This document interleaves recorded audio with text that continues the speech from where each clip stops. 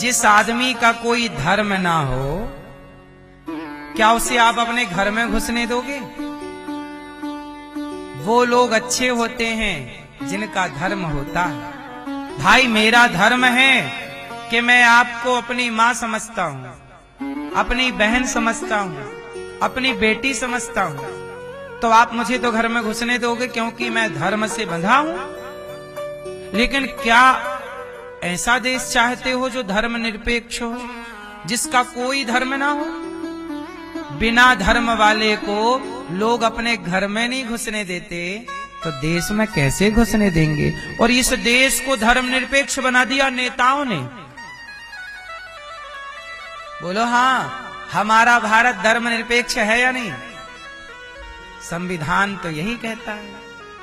ये धारा बाद में जोड़ी गई है, धर्म निरपेक्ष। इसे अंबेडकर जी ने नहीं तैयार किया, यह वो संविधान बनाने वाली टीम ने नहीं तैयार किया, बाद में निरपेक्ष शब्द जोड़ा गया। क्यों जोड़ा पूछो? अरे भाई, वो लोग अच्छे होते हैं जिनका कोई धर्म होता है। क्यों? आपका धर्म है या नहीं? आप धर्म सापेक्ष हैं कि धर्म निरपेक्ष हैं? सापेक्ष मतलब धर्म युक्त होना। जैसे राम धर्म सापेक्ष है कि राम धर्म निरपेक्ष है? अच्छा, रावण धर्म निरपेक्ष है कि सापेक्ष है? रावण का कोई धर्म नहीं है। क्या पराई औरत को चुरा लाना धर्म था? तो रावण का कोई धर्म नहीं है। जबकि राम का धर्म कि मैं अपनी पत्नी को ही पत्नी की नजर से देखूंगा, अन्य किसी नारी को पत्नी की नजर से, ये राम का धर्म है। तो ये देश रावण के धर्म से चलेगा कि राम से? लेकिन आजकल इसे रावण वाला बना दिया, इसलिए इस देश में रावण ज्यादा हो रहे हैं। 5-5 साल की लड़कियों का बलात्कार हो रहा है। कौन जिम्मेदार है? यही धर्म निरपेक्षता जिम्मेदार है। बच्चों को धर्म का पाठ क्यों नहीं पढ़ाते भाई साहब? धर्म का पाठ नहीं पढ़ाओगे तो असुरक्षा ज्यादा है। धर्म, एक बात जरा समझो, इसे बहुत गहराई से समझने का विषय है ये। आप ये बताओ, आपके पास 1 लाख रुपए किसी के गिर जाएंगे तो क्या आप उसे रख लोगे? ये धर्म है?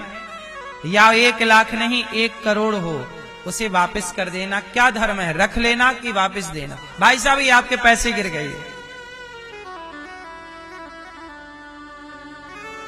लेकिन कहता है देश की नहीं, निरपेक्ष बनो, कोई धर्म नहीं। अरे पैसे वापस जो कर रहा है वो धर्म वाला है कि धर्म वाला नहीं है?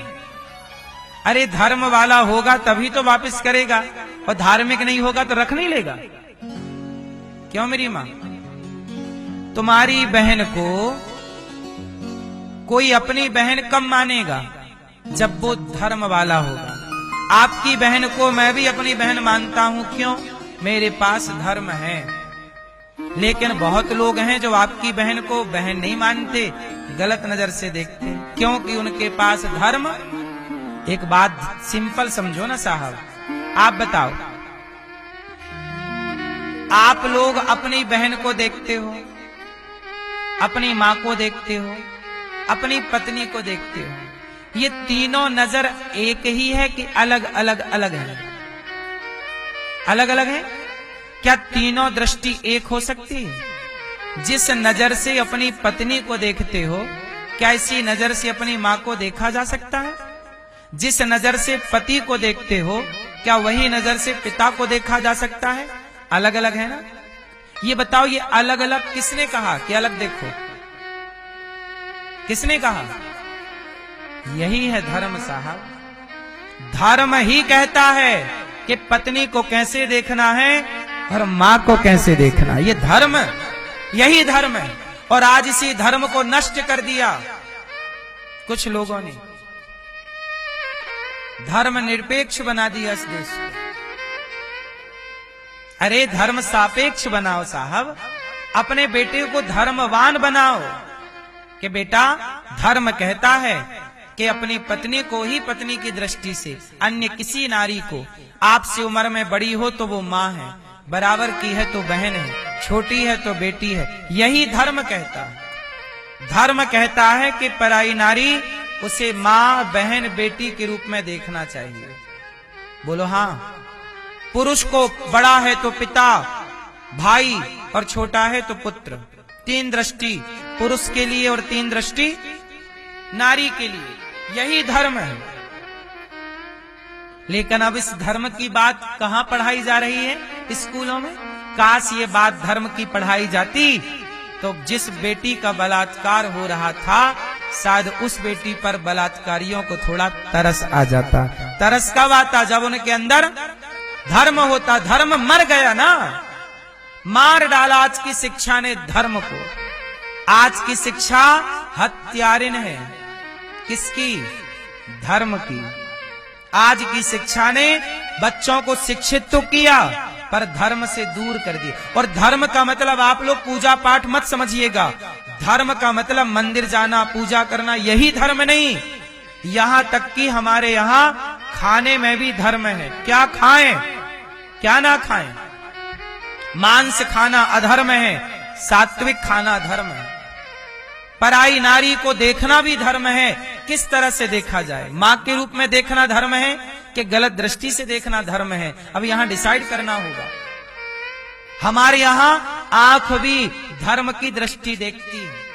आंख है इसका मतलब ये नहीं कि कुछ भी देखेंगे, नहीं, वही देखो जो धर्म है। द्रौपदी की साड़ी खिंच रही थी, क्या वो धर्म था? अधर्म था ना। और याद रखना, महाभारत क्यों हुआ? जितने लोगों ने द्रौपदी के उतरते कपड़े देखे हैं, सबका नाश हुआ है एक तरफ से। अधर्म है ये। किसी नारी का अपमान हो रहा है और आप देख रहे हैं। आप गए क्यों नहीं? मारा क्यों नहीं दुशासन को? देखा ना, अधर्म है। यहां किसी महिला के कोई कपड़े उतारने लग जाए और मैं देखूं तो वह अधर्म हो जाएगा मेरे से। और धर्म कब होगा? जब मैं जाके उसके हाथ काट दूं, साड़ी उतारने वाले के, कपड़े उतारने वाले, वो धर्म हो जाएगा। वहां उसके हाथ काट देना धर्म होगा और चुपचाप देखते रहना। तो ये धर्म अधर्म का पाठ पढ़ो, वरना धर्म की बात करेगा कौन? तुम्हारी बेटी को आजकल सड़क से गुजरते लोग, किसी का मर्डर हो रहा है सड़क में। एक बार मैंने हॉस्पिटल का एक वीडियो देखा, आपने भी टीवी पे देखा होगा। एक लड़का आया, एक लड़की को चाकू मारने लग गया। 50 चाकू मार के मारा और भीड़ खड़ी रही, वीडियो बनाते रहे लोग। ग्वालियर का है ये घटना, आपके सामने की है। अभी कुछ महीने पुरानी है, टीवी पे देखा मैंने, चल रहा था भी, लोग वीडियो बना रहे और वो मार रहा है। कोई ना उसकी चाकू पकड़ने गया, ना कोई रोकने गया। क्यों? क्योंकि शिक्षित तो थे पर धर्म का पाठ नहीं पढ़ा। धर्म पढ़ा होता तो अपनी जान भी जोखिम में डाल के लोग दूसरों की जान बचाते हैं। ये धर्म है। पर इस देश में नहीं कोई बचाता आजकल किसी को, क्योंकि पढ़े नहीं ना, धर्म नहीं पढ़ा, इसलिए दिल अब धर्मात्मा नहीं रहा। दिल मन भाव सब केवल पैसे के पीछे भाग रहा है। स्वार्थी हो गया है व्यक्ति, परमार्थी था कभी।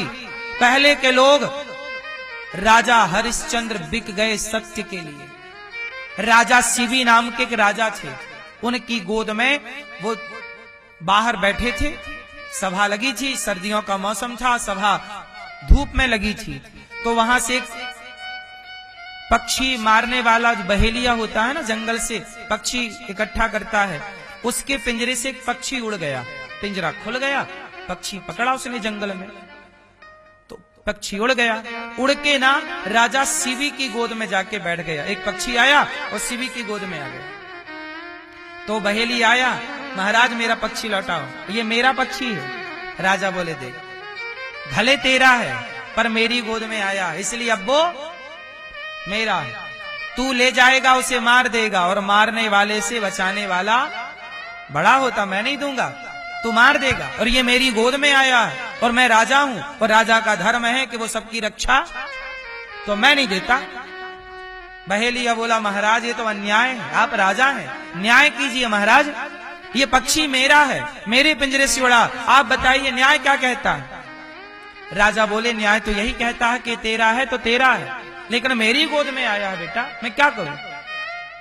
महाराज अब न्याय करो, ये आपका है कि मेरा है, न्याय करो। राजा बोले ठीक है, तू ये बता पक्षी लेकर करेगा क्या। बोले मैं इसे पका के खाऊंगा, मुझे भूख लगी। बहेलिया बोला कि मैं इसे पका के खाऊंगा, मुझे भूख लगी है। राजा बोला तुझे मांस चाहिए। हाँ मुझे मांस चाहिए। तो एक काम कर, तू मेरा मांस ले सकता है। महाराज आपका मांस थोड़ी खाऊंगा। नहीं तू खा लेना, तू पक्षी का खाता है ना, मेरा खा लेना।